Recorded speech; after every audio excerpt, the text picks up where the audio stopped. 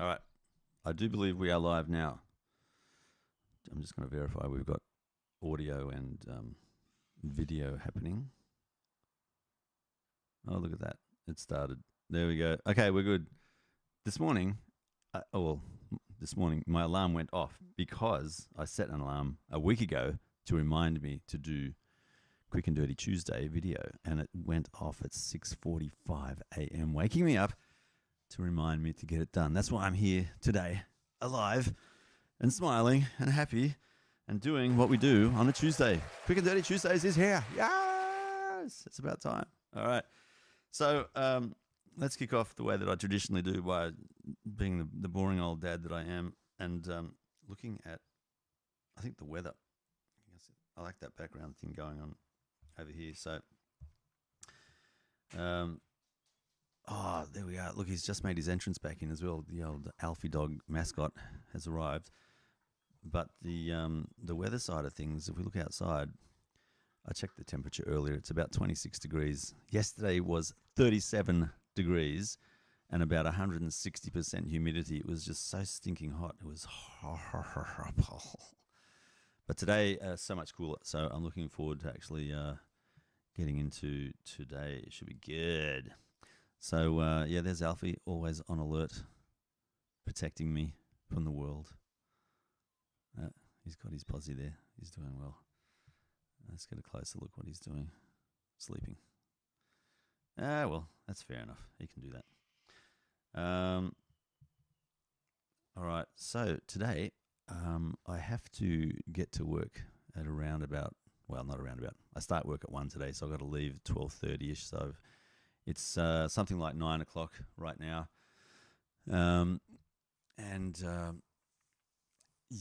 Signub is going okay. It's just a really bad store to work in. Like it just is so hot. There's no cooling system in there. There's fans, but they're so high up in the air. They're basically pushing hot air from the top of the ceiling down to the floor where we all work and customers are buying things. So everyone is just stinking hot, sweating. It's horrible, really horrible. And it stays that way like overnight. So when I go in today, because there's no breeze that goes through there, or no windows, no nothing. There's a few doors which open at different sides of the buildings, of course, but it's such a small opening compared to such a big space. It's really hard to get the heat out because the doors are down below. Hot air rises, so the hot air is on top. The fans blow the hot air down, and it just cycles through and makes it a really hot oven to work in. Yep. And it doesn't cool down during the night. It's pretty horrible kind of physical working conditions, but the team are really good. People are great. So, it makes it a pleasant kind of work experience, overall. But I got to go back in there at 1 o'clock. I got to finish at 9 p.m. tonight. And it eats into my day so much, but I'm glad of these weird start times because I get the morning then to do what I want, stuff like this and fixing guitars and doing stuff, just pottering around the general life, it's good. So I've got a few things on the hop I've actually realized. So I'm going to fire up the roaming cam one more time here because I think I've worked out a good way to get everything synced up and working. So I demonstrated this a while ago. There's probably no need to go over it in fine detail, but it's pretty cool what this thing lets me do now. Once it registers itself, I've got to go over here. So it does this sync thing. There we go. And then I can do a bit of a live cam, but I've got to get the microphone working and see if that is doing what it's supposed to do. Yeah, so I got dual things going, so I'm just going to quieten that one down and use this one, and we'll have a look at what's going on in the ship. Battery's come loose now. Isn't this great? Tighten that up and then tighten that up. There we go. So nothing going on too much there. I got all the guitar stuff that is letting me fix guitars and do work on guitars. And I was going to do some more work on one of my brother's acoustic guitars, but he dropped over a birthday present last night, and he grabbed his guitar back because he missed it. So it's funny because I was waiting on one thing to come in so I could do an adjustment, which is this little thing here. It's a stainless steel gauge that's used to measure action, so the height of the string above the fretboard, to let me know whether it's in spec or out of spec. And so that came in yesterday from Amazon. It's only a cheap thing, but it's very useful. And so unfortunately it meant that I couldn't really do the adjustment on the guitar until that came in. And unfortunately Dave wanted his guitar back, so he took it, and now I don't have it. And so what I've got to do is wait for him to get ready to hand it back, and I'll fix it and make it work again. The electronics is what I investigated very briefly on that. I'm reading this book. This is really cool. Vanessa Van Edwards, Cues. It's about the body language kind of cues that you pick up from other people. Because most people don't say what they mean. They actually mean different things, and you can tell what they mean by their body language. And H.G. Wells, I'm reading this again. This is so good.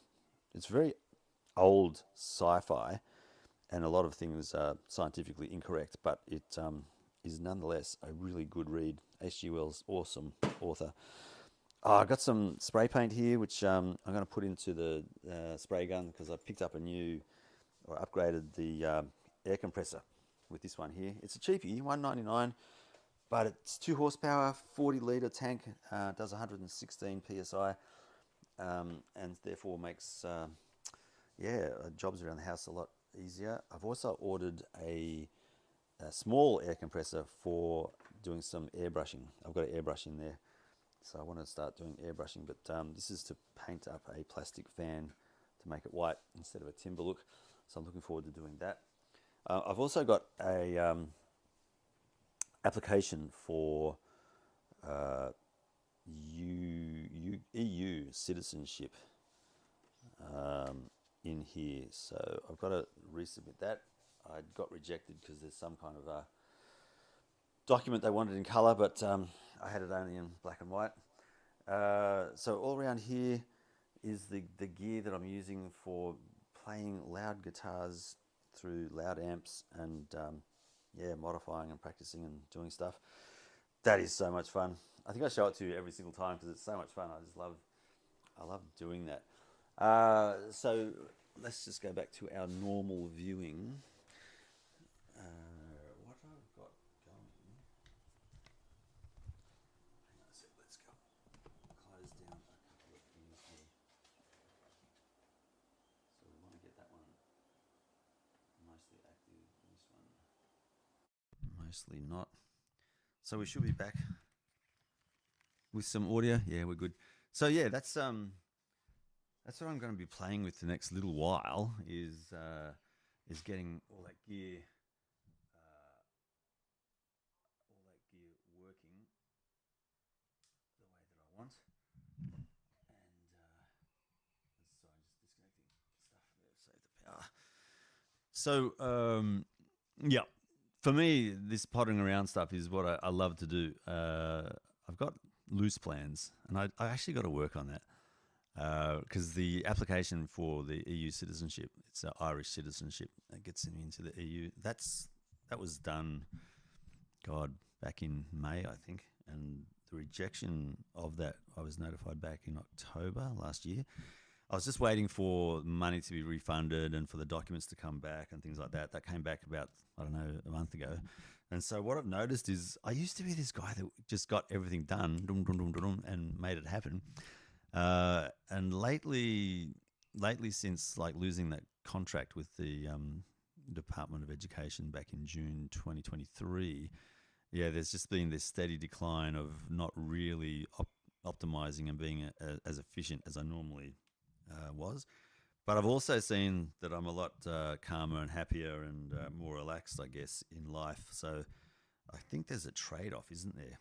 Being driven and organized and like efficient versus living in the moment, you know. instead of living for the completion of plans, which may or may not come to fruition. Um, yeah, there's a trade off there, being super efficient or living in the moment.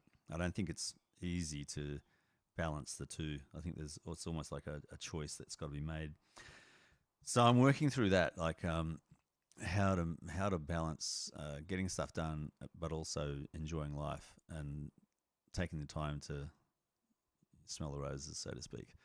So yeah, Signum has helped me balance that really well. But the environment there, I think it's changed a fair bit. It's a strange environment. It's like a corporation that wants to be, but there's too much cultural resistance in being a truly efficient and profitable. It's truly profitable. It's profitable, but you can see so much waste, so much. So yeah, it's interesting. Things still happen. Things still get done. They're making money, but they could really do things so much better. Yeah. And so it's balancing that, getting things done, like I said before, and then enjoying life. And I've got to be honest, I prefer living like this, like taking my time to get things done. I think it might be that what do they call it, Pacific time type arrangement that I really hanker for. And the cost of that, of course, is you don't have the access to toys. So all the stuff that I'm playing with here costs money, and to fund that, I got to get a job that pays well, or work out some kind of a business that provides income for that. And to get to that stage, it's in my mind anyway. It's not kind of worth it. The amount of money, so the amount of time spent to get the money to spend on the things that you want to spend time on, because you're spending so much time at work making the money, you don't have much time left over to actually enjoy the stuff that you'd like to enjoy. So the answer is inheritance, or winning the lottery, or somehow getting some money from somewhere else. I think that's what it is. Otherwise, I think you got to kind of enjoy what you do in getting money to live, and then live within your means and enjoy the things that you've got, which I think is the right answer. But me and my wants kind of outgrow my limits for living within my means. And so therefore, I go between this swinging cycle of I'll work harder and I'll just get lots of money, and then try and save some, and then live off that, and have the access to the fun toys that I want to get access to. But in reality, what happens is I can't afford to buy all the things I'd like to buy, so I get the thing that is closest to what I can afford to buy, and then get disappointed with that. It doesn't really work the way that the thing that I would like to have work. And it's interesting, even when those times I've bought the thing that I really want, that also has not worked even to the level that I thought it was going to. Because there's nothing perfect in the world. That's what I'm discovering. There's nothing perfect in the world. The world is very imperfect. So there's a kind of a balance between the quality side of things and the reality of living in a world where basically everything decays unless you maintain it. Excuse me. And that's where I think the mindset of living life and maintaining relationships in particular, because that's where most enjoyment, long-term enjoyment, comes from. And it's the things to support the relationships that I think that we all hanker for. And some of us get it mixed up. Like I think I've got that messed up, where you think that the things that we're going to get enjoyment from is where it's at, but it's not that. It's actually relationships with people where things are best, and then the things to support that put in an appropriate second kind of order to that. When I reverse that, and I try to get people involved with the things that I want to get involved with, there's enjoyment there, but it's not long lasting. It's short lived, and it's pretty empty at the end of the day. Yeah. Whereas when I've found people that I just love to be with, uh, and it doesn't matter what we're doing, but we find things to support us in what we're doing, then that's just super, super good. Yeah, really, really good. And then you actually make do with whatever's at hand as opposed to trying to get the best thing possible, thinking that will provide more enjoyment. It actually subtracts from the enjoyment in the relationships. Very deep for us on a Tuesday morning. Yeah, so there you go. So I'm working through all that stuff still at the tender age of 60. I turned 60 like, when was it? Last Monday? Yeah, so comes and goes so quickly, doesn't it? These milestones. 60 years of age, and I still act like a 6-year-old. Yeah, that's really cool. I'm not changing that, by the way, because I've seen older people who act old and they are dead inside. It's horrible. And I've seen older people who act young or have a young mindset in terms of not being immature, but more being amazed at the world, at the universe, and just in constant awe of what goes on around them and the possibilities of life. That's that's the key to happiness, I think, is just being continuously amazed at what's going on in the universe, because we don't know everything. We think we do, but we don't. There's if that whole theory about dark matter, dark energy is true, and it makes up 98 between 96 and 98% of the universe. That means we can't see, we can't observe, we can't decipher, we can't even comprehend 98% of the universe. We're living in between 2 and 4%. Like, that's crazy. That means how the hell are we going to know anything if we can only observe such a small percentage of the entire universe? So there's much, much more going on if that theory is correct, which kind of scientifically it seems to be correct, where they've done calculations basically based on the mass of the universe and what's observable and what is not observable in the universe. The mass doesn't total what it should be. Anyway, I don't know the science behind it exactly, but that's the summary of what the scientists are telling us, which is fascinating. And it's recently been questioned whether that's true or not. So that's why I'm saying now it's a theory. It's not fact. So, yeah, there we go. The quick and dirty is diverting again, isn't it? I don't even know how much time we got on there now. I can't. Oh, there is 17 minutes. Yeah. So we're going a lot longer than normal again. Well, not normal, but this is normal now. We go long. I don't know why. I think I just enjoy the whole idea of live, live anything. I just get really engrossed in it. It doesn't come across probably, but I just really love that whole idea of communicating with other people, um, but remotely. I don't know why. Something about it. Like, radio fascinates me, TV fascinates me, and now the internet. Like, even though I know how these things work, it's like it shouldn't be a mystery, but the mystery is somehow still there, where I'm saying something, it's going through this, and then there's a bit of a delay. I think it's built in kind of with YouTube's processing, whatever. They're buffering this by about 30 seconds or something. And then knowing, okay, that 30 seconds later, all this is being broadcast out. That just fascinates me. And I'm doing this like at minimal cost. Like, this used to be something that would literally take teams of people, cost a lot of money to set up and run, and it would be set up for an event and then dismantled and not put together again because it was so expensive and so time consuming. And now literally we can do this off our phone. We can do a live broadcast off a phone across the world. This is just nuts. Wow. It's very, yeah, technology like that. I just love that. Love that idea. So I wanted to actually share the screen here. Now I can't see it. Darn it. I think, yeah, that's it actually.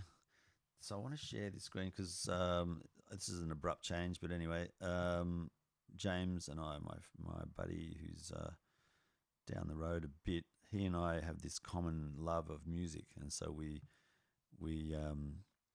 write music together occasionally. Haven't done it in a while, but we're planning on getting together again soon and collaborating. But our biggest problem is we don't trust each other. We're kind of friends, but we're kind of not trusting each other enough to actually have a single channel and then have one of us be in charge of it and do justice to the the content. It's so funny because neither of us are experts at this stuff. So like we know more than average, but it's like, oh God, we get bogged down in the technicalities rather than the content.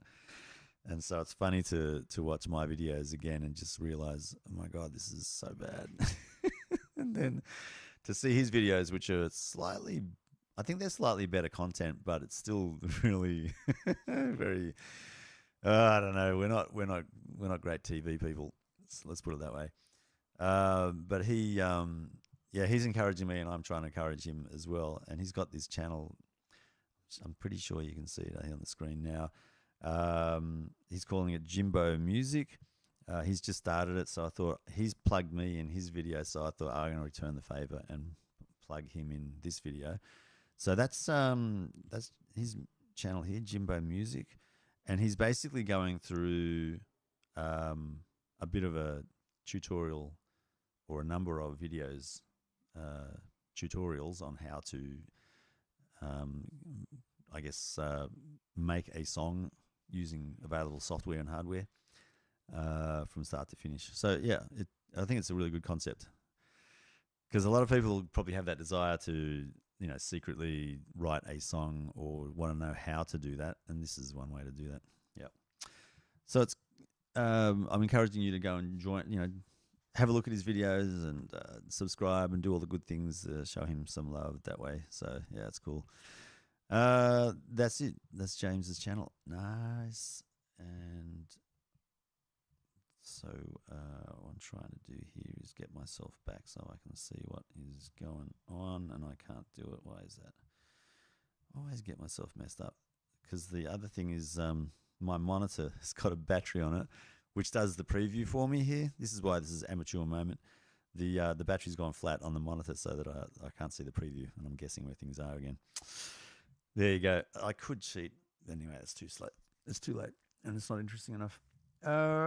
So yeah, I went on a bit of a journey on the weekend, just gone past with my daughter Imogen, went to Bathurst, and caught up with family, and it was really good. I just twigged my head there that talking about technology and stuff and living life living in the moment. We got lost on the way back because we went through this road. So we met up in Bathurst, drove out to Rockley, which is this little town, kind of southwestish of Bathurst. Excuse me. And my sister works in the Rockley pub, which is owned by Matt Moran. Matt Moran, the celebrity chef. So she's working directly for Matt Moran. And we went in there, bought some coffee and dessert, and said hello to my sister. And we saw her son and his Airbnb in Rockley as well. And it looks really good. It's an old church, Methodist church, converted into a Airbnb place for people to stay. And he's doing quite well. Yep, he's off to Canada. So I said goodbyes to him. He's going to spend a year there and then rent out his Airbnb and kind of support himself financially with a job there in Canada and also the Airbnb here in Australia. So good luck, William. I'm sure it'll work out. You'll do well. And then my sister on the way, saying goodbyes, my sister said, go through the back way, go through Oberon. So we went that way, but man, the back roads, the lack of signage and the lack of telephone, mobile cellular data and connection just resulted in getting lost. So we went over to Ben Chifley Dam by accident, and I'd never been there before, so it was good to kind of accidentally come across a dam. So that was good. And so since that time, because we got lost, we got ourselves on the way home again. No worries. But since that time, my daughter Imogen's basically now directing me every step of the way to places here in Camden where I live.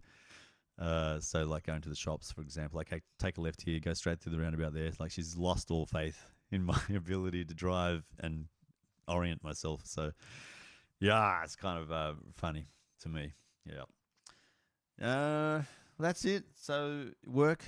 Oh, look, there's a bit of news, but I'm trying to keep it under my hat a little bit because I probably need to save more money than I am at the moment. But I'm treating this like a bit of a trade deal. So an example of what I'm talking about is buying and selling motorbikes. So I saved $1,394 rather, and bought myself a wrecked motorbike, and then did it up, and then traded that on another motorbike and did that up and sold that for $5,500.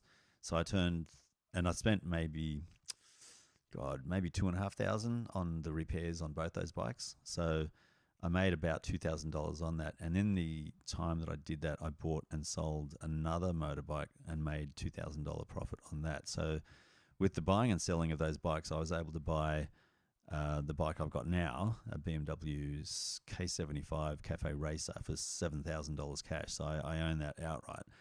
And that's just through buying broken things, doing them up, and then selling them. And I'm going to try and do the same thing with my newfound interest in being a luthier for guitars. So as a luthier, you do setups, intonation, like the repair work on maybe broken tuning heads, or there could be a solder joint to redo, or electronics aren't working quite as well as they should be, or I won't do refretting. That's way too labor intensive, but I can do the filing and the edging of the frets and things to make it a more playable guitar. So that's what I'm doing now. I've done that on my own guitars. I've done a little bit of work on my brother's. I've got some other people that are interested in some repair work on their guitars as well. And I've got myself a router so I can, which I did work on my brother's guitar. So a Fender Stratocaster with an EMG afterburner circuit kind of installed. I had to do create a new cavity in the body, so the router enabled me to do that. And I did a neat job on it. I'm really proud of what I did with that. So adding circuits, adding cavities to the body, doing the copper electrostatic kind of Faraday cage type idea of protecting circuitry from electromagnetic interference to reduce noise on electric guitars. I can do that really well as well. So I'm going to basically do the same thing with the guitars that I did with the motorbikes, which is buy the cheap guitar, which is broken or not working properly, and then fix it up. So I've got two I'm picking up tomorrow. One of them is a Gibson ES335 copy. It's an Aria. I did a bit of searching online, and apparently they're not too bad. They've got potential issues with the frets at the high end, so I needed to maybe do a bit of filing of frets and things like that possibly. But like any of the guitars, I've bought a lot of guitars and bought and sold over the years, and a lot of the guitars basically are like a Friday job where people rush things. They just want to get home, and they don't care about the quality. And then there's likewise a lot of guitars, the Monday or the Tuesday, Wednesday jobs where they've got time, motivation, and energy, and they're making and building guitars to the best of their ability, so they come out as a good quality instrument. And the difference between the name brand, high quality, very expensive guitars is their attention to quality control to try to get that variation of people putting a lot of effort into a good quality outcome.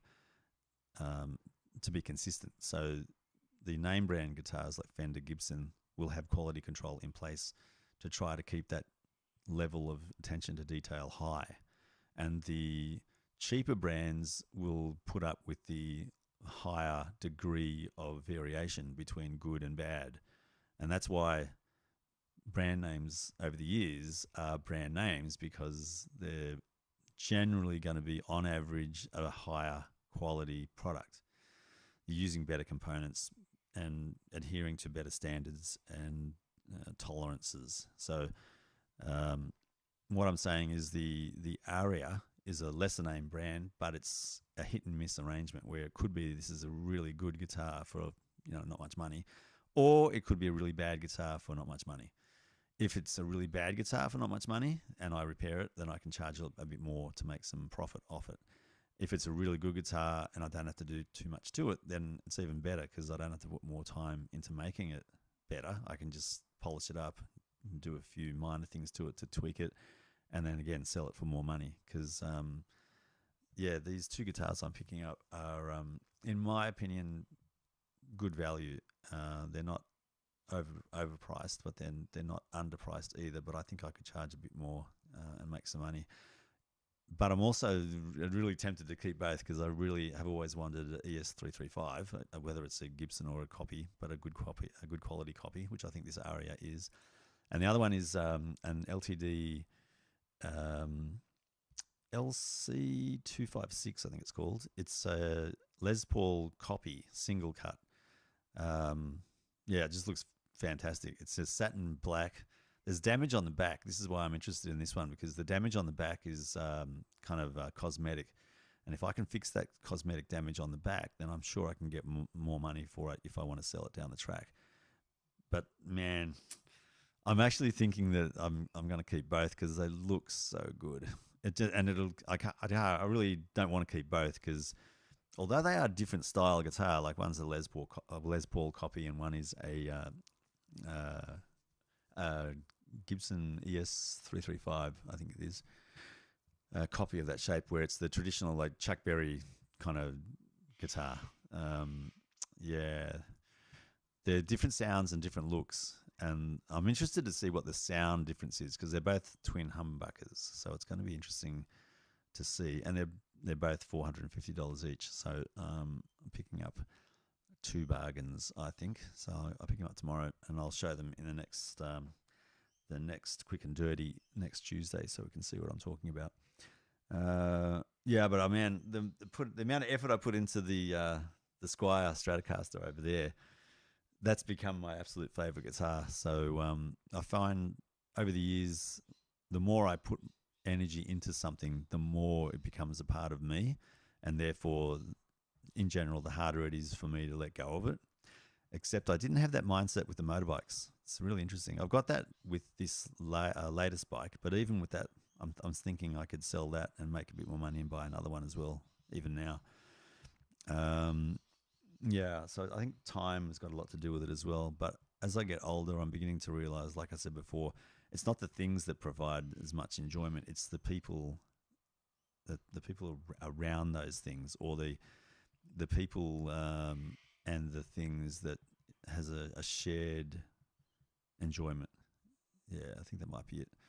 Because, I mean, even with the things, you don't need to have them there to get an enjoyment from the relationship that you have with family and friends. So it's more like a frosting thing. Like, you enjoy cake or good food and you put these spices and things on the top of it to add a tiny bit more flavor. And that's what I think that's the appropriate analogy for how I should treat things and my relationships. So the core being the relationship, and then adding those things if we want to, kind of thing. It's not that needs to be there to keep the relationship alive for the good relationships. Because I know in bad or poor relationships, you need other things to prop them up, So I'm sure you know what I'm talking about, where there's some people that just use you because you've got something that they want. So they pretend to be your friend because they want something that you've got. That could be anything. Could be money, association with money, association with status, association with all kinds of things. This is a very deep topic, by the way. I'll do another separate video on that because that's fascinating to me. Because ultimately, I've got friends who think that everything is transactional, like marriage, kids, work, just life in general. So like there's energy transfer. And I kind of lean that way in the thinking myself, but there's examples that come to mind where that's not the case. You can tell it's something else is going on. There's this other altruistic kind of aspect to relationships where people do things for others without expecting anything in return. And man, you see that in humanity all the time. So yeah, there's arguments about that too, where people are getting like a delayed gratification by putting up with something bad or doing something that's not giving them something straight away. They'll get it later. But I don't know. I don't think people plan things out to that level, of detail. Some people do, I'm sure, but the majority of people don't think that way. I think we just do things because it feels good. Yeah, at the end of the day. All right, that's the end of my deep conversation. So I've got to buy some food. I've got to get practice in on the guitar. I'm trying to do the thumb over technique. So you put your thumb over the low E string, and instead of a bar chord with your index finger going along the six strings, you put your thumb over the big bass string, and then you use the rest of the fingers on the strings, and that allows you to then more quickly blend in lead, single notes or groupings of notes, while also then switching to a full chord or part of a chord. It's a really cool technique, but man, it is so difficult. Like, I can't get all of the strings to ring out nicely the way I can on a bar chord if I bar it normally. So I'm struggling with that. So I'm practicing that until I can smoothly go along the neck using a thumb over technique for any of the bar chords that I want to use. Why is that we like pushing ourselves like that? It's so weird. You'd think that we'd just go the easy option and just put up with not being able to do something 100% well. But I don't know. I like the idea of mastering something and knowing you can do it.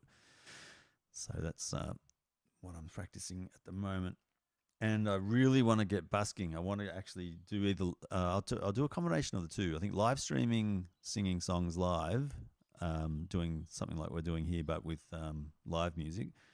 I want to get to the stage where I can start doing that. This is why I'm putting a lot of effort in different cameras, different angles, and playing around with that mobile camera. Because with the mobile camera, I could quickly set that up.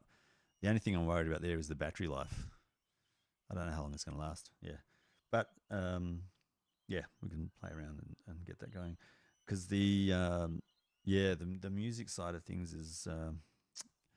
It's getting to the point where I've got pretty much everything I need or actually want to start making music. Like all of it is now is want.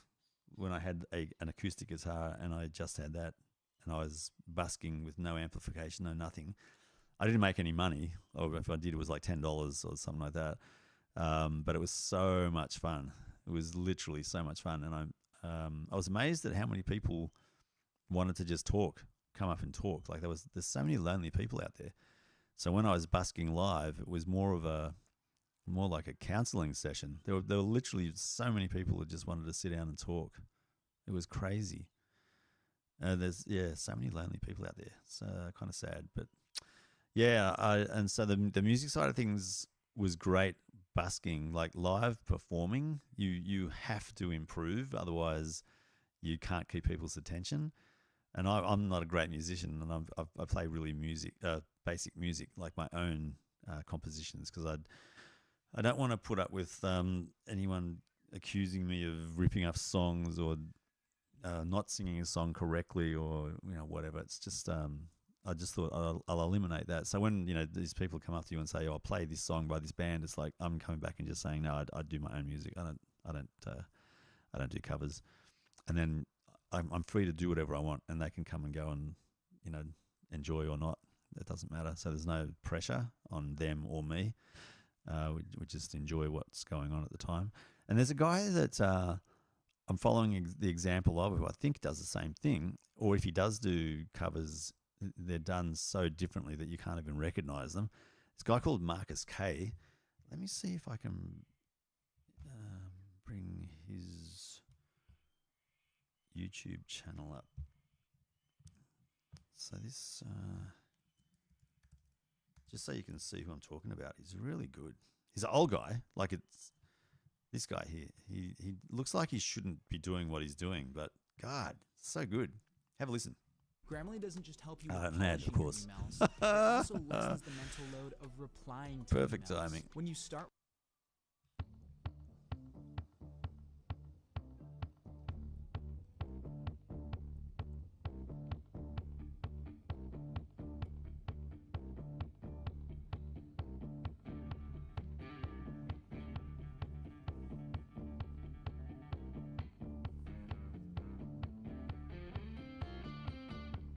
and he's got different guitars that he plays. Typically, the guitars he uses are semi-acoustic or electrified. So this is a semi-acoustic, but it's kind of more electric than acoustic. And he's got an iPad and a MIDI keyboard. That's an Akai MIDI keyboard running a program called Loopy Pro. Loopy Pro is an Aussie app.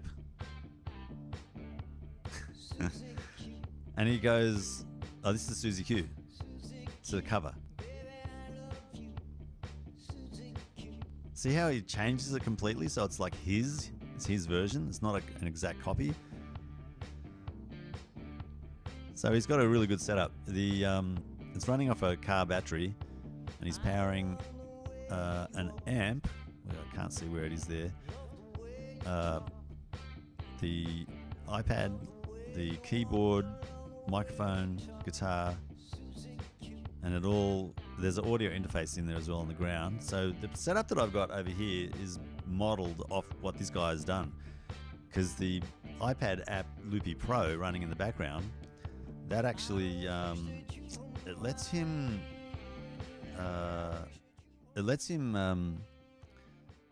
kind of blend in. It's a mixer basically, so you can mix in drums, bass, guitar, vocals, and all these other effects with software. And he's perfected it, in my opinion. And that foot pedal on the ground there is a Boss 10. I think there's 10 buttons programmed in, so he can change the key that his background music is playing in.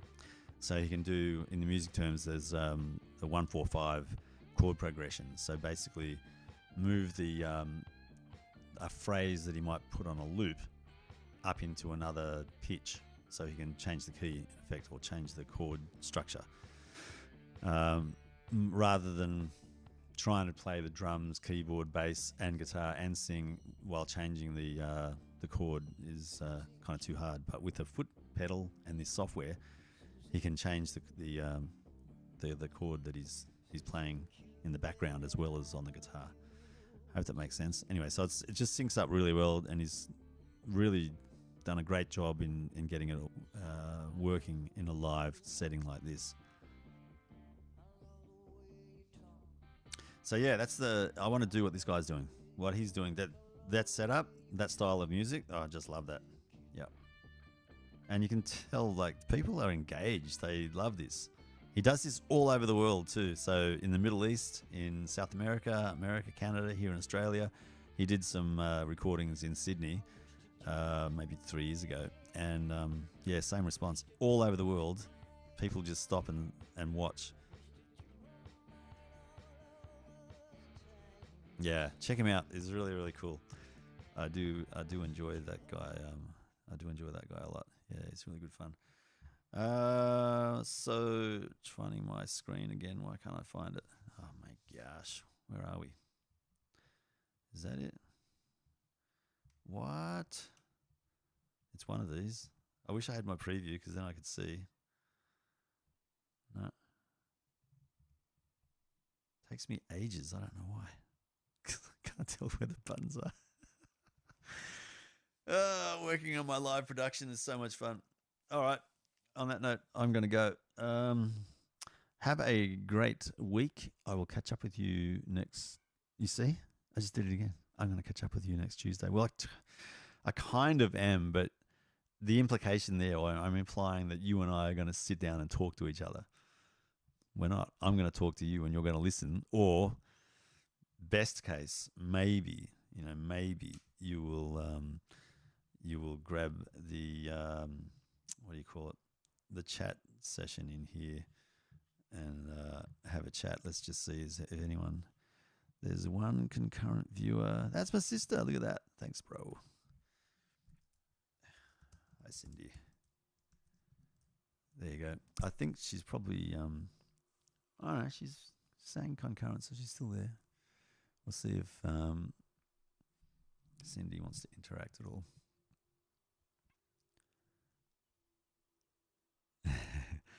She's probably very busy at work, so What time is it now?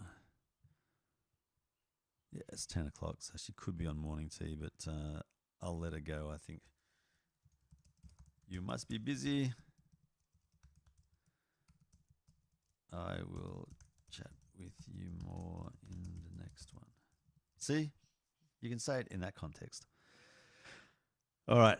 On that note, take care. Bye for now. And we'll see you on cue. Look at that. See ya.